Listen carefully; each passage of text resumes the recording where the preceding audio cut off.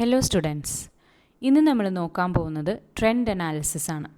Trend analysis അല്ലെങ്കിൽ trend ratios അല്ലെങ്കിൽ trend percentages എന്നതിനെ പറയും. അപ്പോൾ ട്രെൻഡ് അനാലിസിസ് എന്തിനാണ് ചെയ്യുന്നതെന്ന് വെച്ചാൽ കുറച്ച് ഫ്യൂ ഇയേഴ്സ്, അതൊരു 5-6 വർഷത്തേക്ക് നമ്മളുടെ സെയിൽസോ പ്രോഫിറ്റോ എന്താ സംഭവിച്ചേ, കൂടിയോ കുറഞ്ഞോ, അതിൻ്റെ ട്രെൻഡ് എങ്ങനെയാണ് എന്ന് കാൽക്കുലേറ്റ് ചെയ്യാൻ വേണ്ടിയിട്ടാണ് നമ്മൾ ആക്ച്വലി ട്രെൻഡ് അനാലിസിസ് ചെയ്യുന്നത്. ട്രെൻഡ് അനാലിസിസ് എങ്ങനെയാണ് കാൽക്കുലേറ്റ് ചെയ്യുന്നത് എന്ന് നമുക്ക് നോക്കാം. ഞാനിപ്പോൾ എടുത്തേക്കുന്നത് KGC എന്ന ടെക്സ്റ്റ് ബുക്കിലെ 2.32 എന്ന പേജിലെ ഇല്ലുസ്ട്രേഷൻ 13 ആണ് നമ്മൾ ചെയ്യാൻ പോകുന്നത്. ഇതിനകത്ത് നമുക്ക് തന്നേക്കുന്നത് ഇയർ തന്നിട്ടുണ്ട്. 2011 മുതൽ 2016 വരെയുള്ള സെയിൽസും പ്രോഫിറ്റും ഇൻ ലാക്സ് ആണ് തന്നേക്കുന്നത്. അതായത് 30 lakhs, 40 lakhs, 48 lakhs അങ്ങനെയൊക്കെ സെയിൽസിൻ്റെയും പ്രോഫിറ്റിൻ്റെയും എമൗണ്ട് നമുക്ക് തന്നിട്ടുണ്ട്. ഇതിൽ നിന്നും നമ്മൾ ട്രെൻഡ് അനാലിസിസ് കാൽക്കുലേറ്റ് ചെയ്യണം. ഇതെങ്ങനെയാണ് ചെയ്യണേ എന്ന് ഞാൻ കാണിച്ചു തരാം. ഇതാണ് ട്രെൻഡ് അനാലിസിസ് ചെയ്യാനുള്ള ഫോർമാറ്റ്. ഇതേ ഫോർമാറ്റ് ചെയ്യണം എന്നില്ല, നേരെ ഓപ്പോസിറ്റായിട്ട് നിങ്ങൾക്ക് കാൽക്കുലേറ്റ് ചെയ്യാം. എങ്ങനെ വേണമെങ്കിലും കാൽക്കുലേറ്റ് ചെയ്യാം. അതിൻ്റെ കാൽക്കുലേഷൻസ് മാത്രം കറക്റ്റ് ആയാൽ മതി. ഇനി എങ്ങനെയാണ് കാൽക്കുലേറ്റ് ചെയ്യേണ്ടതെന്ന് ഞാൻ പറഞ്ഞുതരാം. ട്രെൻഡ് അനാലിസിസ് ഞാനിപ്പോൾ ചെയ്തേക്കുന്നത് ഇയർ, സെയിൽസ്, പ്രോഫിറ്റ്. ഇയർ നമുക്ക് 2011 മുതൽ 2016 വരെ തന്നിട്ടുണ്ട്. സെയിൽസിൻ്റെ എമൗണ്ടും എഴുതുക, ട്രെൻഡ് പെർസെൻറ്റേജും എഴുതുക. അതുപോലെ പ്രോഫിറ്റിൻ്റെ എമൗണ്ടും എഴുതുക, ട്രെൻഡ് പെർസെൻറ്റേജും എഴുതുക. ഇത് എത്ര വേരിയബിൾസ് ഉണ്ടെങ്കിലും നമുക്കതെല്ലാം കണ്ടുപിടിക്കാം. എമൗണ്ടും പെർസെൻറ്റേജും ഇങ്ങനെ 2 കോളമാണ് ഓരോ വേരിയബിളിൻ്റെ അണ്ടറിലും വരുന്നത്. ഇനി പെർസെൻറ്റേജ് എങ്ങനെയാണ് കാൽക്കുലേറ്റ് ചെയ്യേണ്ടത് എന്ന് ഞാൻ പറഞ്ഞുതരാം. ഫസ്റ്റ് നമുക്കിതിനകത്തെ ഒരു ഇയർ ബേസ് ഇയറായിട്ട് നമ്മൾ സെലക്ട് ചെയ്യണം.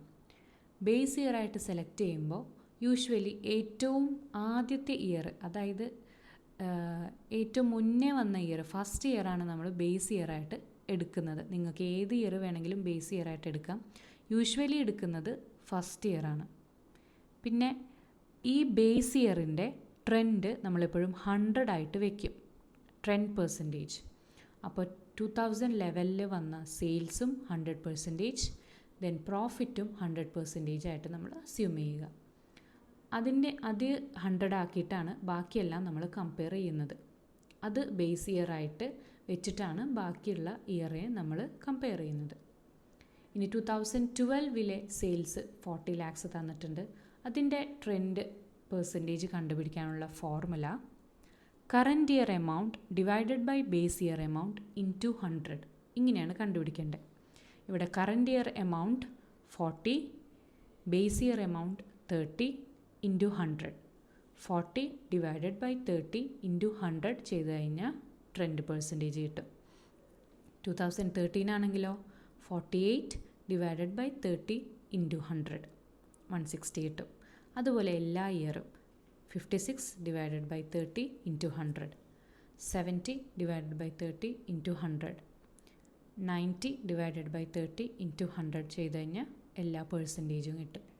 എങ്ങനെയാണ് സെയിൽസ് കണ്ടുപിടിച്ചത് അതേപോലെ തന്നെ പ്രോഫിറ്റും. ഇവിടെ ബേസ് ഇയർ നമ്മൾ 2011 ആണ് എടുത്തേക്കുന്നത്.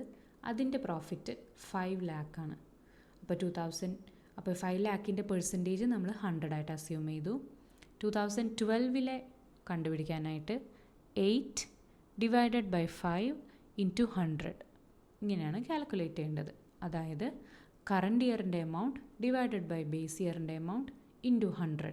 ഇങ്ങനെ ചെയ്ത് കഴിഞ്ഞാൽ നമുക്ക് പെർസെൻറ്റേജ്, ട്രെൻഡ് പെർസെൻറ്റേജ് കിട്ടും. 10 divided by 5 into 100, 15 divided by 5 into 100, 20 divided by 5 into 100 ആൻഡ് 24 ഡിവൈഡഡ് ബൈ 5 ഇൻറ്റു 100.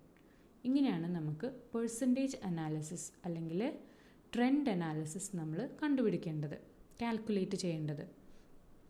ഇതോടെ കഴിഞ്ഞിട്ടില്ല. ഇൻ്റർപ്രിറ്റേഷൻ മസ്റ്റായിട്ട് എഴുതണം. ഇതിന് ഇൻ്റർപ്രിറ്റേഷൻ എഴുതുമ്പോൾ നിങ്ങൾക്ക് ഇഷ്ടമുള്ള 5 പോയിൻറ്റ്സ് നിങ്ങൾക്ക് എഴുതാം.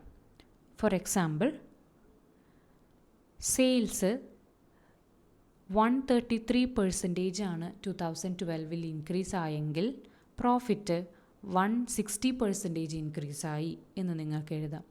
അല്ലാന്നുണ്ടെങ്കിൽ 2013 ആയപ്പോൾ പ്രോഫിറ്റ് നേരെ ഡബിളായി, 100% ഉണ്ടായിരുന്നത് 200% ആയി. ഇങ്ങനെയുള്ള നിങ്ങൾക്ക് ഇതിനകത്ത് നോക്കുമ്പോൾ എന്തൊക്കെ അനലൈസ് ചെയ്യാൻ പറ്റുന്നോ അതെല്ലാം പോയിൻ്റ് ബൈ പോയിൻ്റ് മിനിമം ഒരു 5 പോയിൻറ്റ്സ് എങ്കിലും ഇൻ്റർപ്രിട്ടേഷൻ എഴുതുക. ഇങ്ങനെയാണ് ട്രെൻഡ് അനാലിസിസ് കാൽക്കുലേറ്റ് ചെയ്യേണ്ടത്. Thank you.